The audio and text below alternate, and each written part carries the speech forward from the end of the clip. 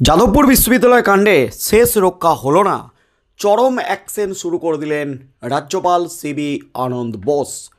আজ শিক্ষামন্ত্রী ব্রাত্য বসু সহ একাধিক জনের বিরুদ্ধে হয়েছে এফআইআর দায়ের। খুনের চেষ্টা থেকে শুরু করে শ্লীলতাহানি একাধিক অভিযোগে শিক্ষামন্ত্রী ব্রাত্য বসুর বিরুদ্ধে এফআইআর দায়ের করেছে পুলিশ। কারণ রাজ্য সরকারকে, রাজ্য পুলিশকে কার্যত কড়া নির্দেশ দিয়েছিলেন বিচারপতি তীর্থঙ্কর ঘোষ। বিচারপতি ঘোষ স্পষ্ট করেছিলেন, দেখবেন পাশের দেশের মতো পরিস্থিতি যাতে না হয়। অর্থাৎ যাদবপুর বিশ্ববিদ্যালয়ের শিক্ষামন্ত্রীর উপর যে হামলা, শিক্ষামন্ত্রী ব্রাত্য বসুর উপর হামলা, শিক্ষামন্ত্রী ব্রাত্য বসুর উপস্থিতিতে যে অগ্নিগর্ভ পরিস্থিতির সৃষ্টি হয়েছিল, শিক্ষামন্ত্রী ব্রাত্য বসুর উপস্থিতিতে যে বিক্ষোভ, একেবারে রণক্ষেত্রে তুলকালাম পরিস্থিতি তৈরি হয়েছিল এবং তারপর শিক্ষামন্ত্রীর গাড়ি ফুল স্পিডে বেরিয়ে যায় যাদবপুর ক্যাম্পাস থেকে। সেখানেই শিক্ষামন্ত্রীর গাড়ি থেকে পড়ে যায় এক ছাত্র। শিক্ষামন্ত্রী গাড়িতে চাপা পড়ার অভিযোগ শিক্ষামন্ত্রীর গাড়ির বিরুদ্ধে ওঠে, শিক্ষামন্ত্রীর বিরুদ্ধে ওঠে ছাত্রকে চাপা দেওয়ার অভিযোগ।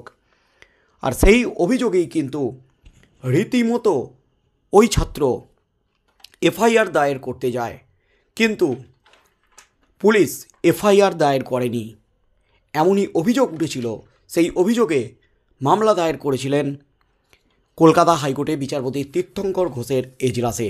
সেই মামলাতে গতকালই কড়া নির্দেশ দিয়েছিল বিচারপতি তীর্থঙ্কর ঘোষ। রাজ্যকে বেনজিরভাবে ভৎসনা করেছিলেন বিচারপতি। রাজ্যের ক্ষমতা আমাকে যেন মনে করিয়ে দিতে না হয়, রাজ্য নিজস্ব ক্ষমতা প্রয়োগ করুক। একের পর এক চরম পর্যবেক্ষণ ছিল বিচারপতির। অবশেষে আজ নড়ে চড়ে বসেছে রাজ্য পুলিশ প্রশাসন। শিক্ষামন্ত্রী ব্রাত্য বসু, ওম প্রকাশ মিশ্র সহ একাধিক জনের বিরুদ্ধে, শিক্ষামন্ত্রী ব্রাত্য বসুর গাড়ির ড্রাইভারের বিরুদ্ধে পর্যন্ত এফআইআর দায়ের হয়েছে। জামিন অযোগ্য ধারায় মামলা দায়ের হয়েছে শিক্ষামন্ত্রী ব্রাত্য বসুর বিরুদ্ধে। আর এবার কিন্তু রীতিমতো খেলে দিলেন রাজ্যপাল সিবি আনন্দ বোস।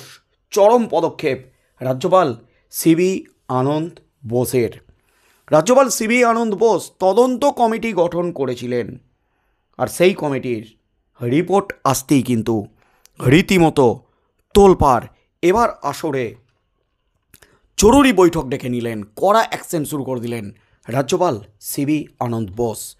জল গড়িয়েছে হাইকোর্ট পর্যন্ত। খোদ শিক্ষামন্ত্রী ব্রাত্য বসুর নামে দায়ের হয়েছে এফআইআর।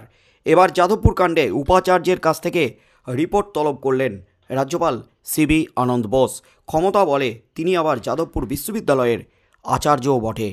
ইতিমধ্যেই সেই রিপোর্ট তাঁর কাছে এসে গেছে বলে খবর। সেই রিপোর্ট নিয়েই জরুরি বৈঠক ডেকে ফেলেছেন বোস। সূত্রের খবর, তৈরি হয়েছে বিশেষ তদন্ত কমিটি। প্রসঙ্গত কয়েকদিন আগেই যাদবপুর কাণ্ডে পুলিশের ভূমিকা নিয়ে প্রশ্ন তুলে বিচারপতি তীর্থঙ্কর ঘোষের এজলাসে মামলা দায়ের হয়েছিল। তারই শুনানিতে আহত ছাত্র ইন্দ্রানুজ রায়ের অভিযোগের ভিত্তিতে এফআইআর দায়ের করার নির্দেশ দেন বিচারপতি। অন্যদিকে যাদবপুরের অচল অবস্থা কাটাতে দায়ের হয় জনস্বার্থ মামলা প্রধান বিচারপতির এজলাসে।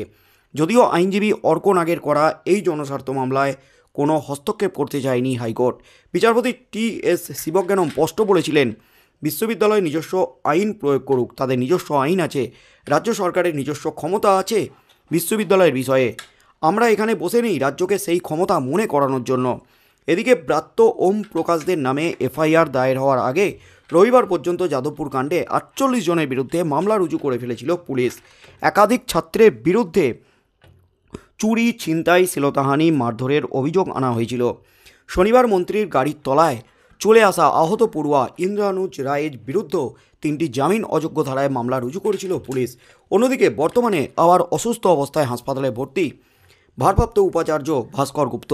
এমতো অবস্থায় রাজ্যপাল তথা আচার্য নতুন কোনো পদক্ষেপ করেন কিনা সেদিকেই কিন্তু তাকিয়ে রয়েছে গোটার রাজ্যবাসী। এই আরজিকর কাণ্ড থেকে শুরু করে একাধিক কাণ্ডে যেমন শোরগোল পড়ে গিয়েছিল, উত্তাল হয়েছিল গোটা রাজ্য, এবার কিন্তু ফের খবরের শিরোনামে যাদবপুর বিশ্ববিদ্যালয়। কারণ যাদবপুর বিশ্ববিদ্যালয়ে গত বছর এক ছাত্রের মৃত্যুকে কেন্দ্র করে রীতিমতো হইচই পড়ে গিয়েছিল গোটা রাজ্যে। তার মধ্যেই কিন্তু এবার ফের ছাত্রদের হাতে নিগ্রহ হলেন বিশ্ববিদ্যালয়ের উপাচার্যরা, এমনকি অধ্যক্ষরা এবং শিক্ষামন্ত্রী ব্রাত্য বসু। শিক্ষামন্ত্রী ব্রাত্য বসুর উপর হামলার অভিযোগ আনছে তৃণমূল কংগ্রেস শাসক দল। আর এদিকে ছাত্রছাত্রীরা পুলিশি নিষ্ক্রিয়তা নিয়ে প্রশ্ন তুলে দিয়েছেন, বা পুলিশি অতি সক্রিয়তা নিয়ে প্রশ্ন তুলে দিয়েছেন। সেখানেই কিন্তু রাজ্য ইন্দিরা নুজের মামলায় বড় ধাক্কা খেয়েছে হাইকোর্টকে পদক্ষেপ নেওয়ার নির্দেশ দেওয়া হয়েছিল। আহত ছাত্র যা দাবি করছে সেই অনুসারে এফআইআর দায়েরের নির্দেশ দিয়েছিল কলকাতা হাইকোর্ট বিচারপতি তীর্থঙ্কর ঘোষ। সেই মতো এফআইআর দায়ের হয়েছে আজ।